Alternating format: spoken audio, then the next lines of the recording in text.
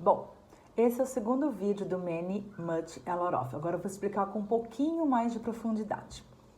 Por que vem esse many, much, a lot of? É muito comum, na frente dos substantivos na língua inglesa, eles terem uma outra palavra. Pode ser um numeral, pode ser um determiner, chamado de determiner, pode ser uma palavra que define a quantidade. Então, quando a gente pensa nisso, a gente precisa pensar primeiro nos substantivos.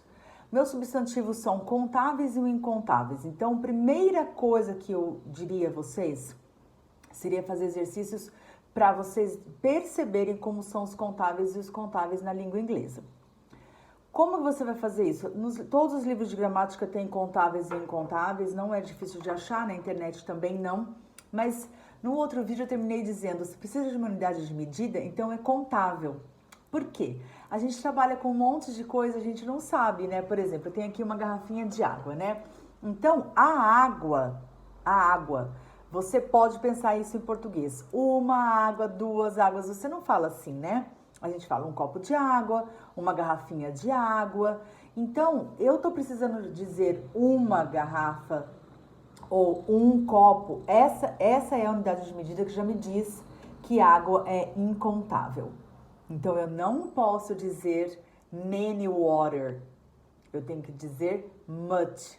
Então, se eu quero dizer, por exemplo, uma sentença afirmativa, eu já tenho um probleminha, porque o much eu não posso usar na afirmativa. Então, a minha opção vai ser o a lot of. I drink a lot of water every day. Ok? Would you like some water? O some e o any também vão entrar nesse pensamento de contável e incontável, mas por enquanto eu não vou falar deles, tá?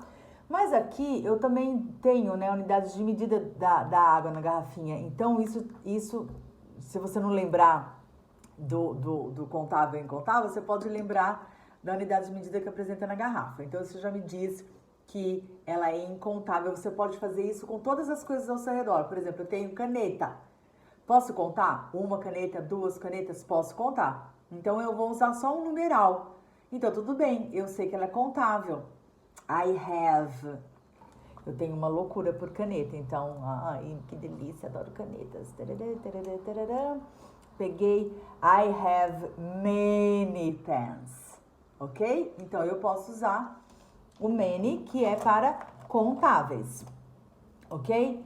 Então, a gente precisa pensar primeiro nisso, nos contáveis e incontáveis. Uma coisa que eu acho muito interessante no português é que às vezes a gente costuma falar de uma forma e essa forma se torna uma linguagem coloquial. O que é uma linguagem coloquial? É uma linguagem de dia a dia, é uma linguagem que as pessoas mudam a estrutura formal da língua, mas tudo bem, ela é aceita.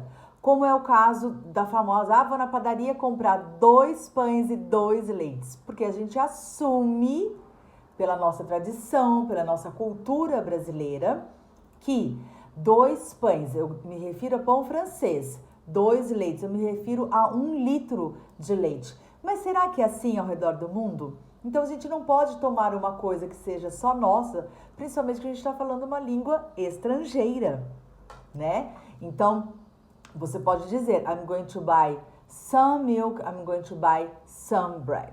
E também que vamos combinar que esse pão francês só existe no Brasil, né? O pão típico da França é a baguete, né? E esse modelo de pão francês é onde a gente vai ver. Qual é o pão estilo americano? É o pão de forma, que ele é o estilo americano. Aí ele não vai falar one bread. Como ele vai falar? A slice of bread. Né? Então, a slice of bread é um pedaço, uma fatia de pão. Slice of pizza, slice of cheese, slice of bread, ok?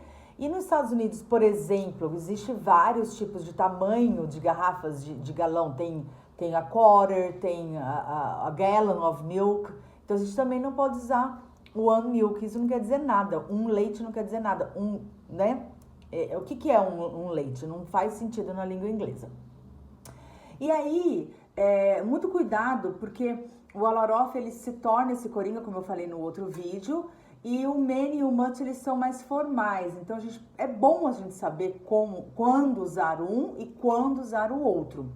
E sempre lembrando, por exemplo, uma coisa interessante também que eu sempre falo para os meus alunos sobre pão, é que o pão, em inglês, então, tem esse slice of bread, que é a fatia do pão americano, o nosso pão de forma. E também tem aquele pão, que é estilo aquele pão italiano, que você compra um pedaço de pão, isso é chamado de a loaf of bread. E você sabia que o pão de açúcar não é sugar bread? É sugar loaf. Ai, que legal, né? Então, você já foi no Rio de Janeiro? Você já viu isso lá no pão de açúcar? Sugar loaf. E loaf, se você quiser, I'm going to buy a loaf of bread, 2 loaves of bread, aí por diante. E aí, como eu entrei um pouco no some e no any, então o some, ele é usado em sentenças afirmativas, o any é usado em sentenças interrogativas e negativas, com diferença de quando você oferece ou quando você pede. Porque como o any tem uma conotação negativa, então, would you like some water? Would you like some coffee? Or, can I have some water? Can I have some coffee? Então, são interrogativas, mas quando você pede, quando você oferece, você usa o some e você não usa o any. Eu aconselho a fazer bastante exercício, a estudar como são essas unidades de medida, quais outras coisas eu uso para medir arroz, feijão e coisas que são incontáveis, e tomar muito cuidado. Outra coisa muito interessante, por exemplo, é a informação. Muita gente fala informations e não pode. Information e quebrado também é piece, a piece of information. Então não existe a palavra informations. I'm going to tell you a piece of information. It's very interesting. E outra coisa muito legal, advice, conselho também não tem no plural. É uma palavra que a gente usa como só advice. Então, a piece of advice também vai a piece of advice. E quando você diz, can I give you a piece of advice? Or can I give you some advice? Ok? E também, people. People quer dizer pessoas. Então, a gente fala person, people. Person, people. Ok? Então, cuidado. E um outro plural também muito, que o pessoal se engana muito, é child e children. Child, children.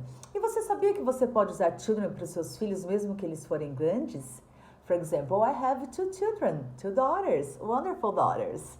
Ok?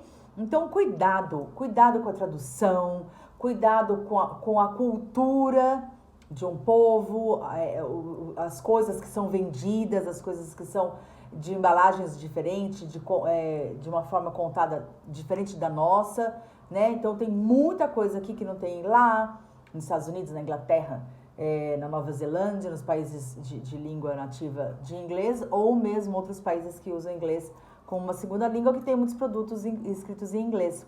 Então, a gente precisa sair do nosso mundo, sair da nossa caixinha e ver o mundo como um global, né? É uma coisa global, não é só do jeito que a gente pensa. Ah, mas assim eu falo em português. Ok, você fala na língua portuguesa, mas será que nas outras línguas a gente fala também?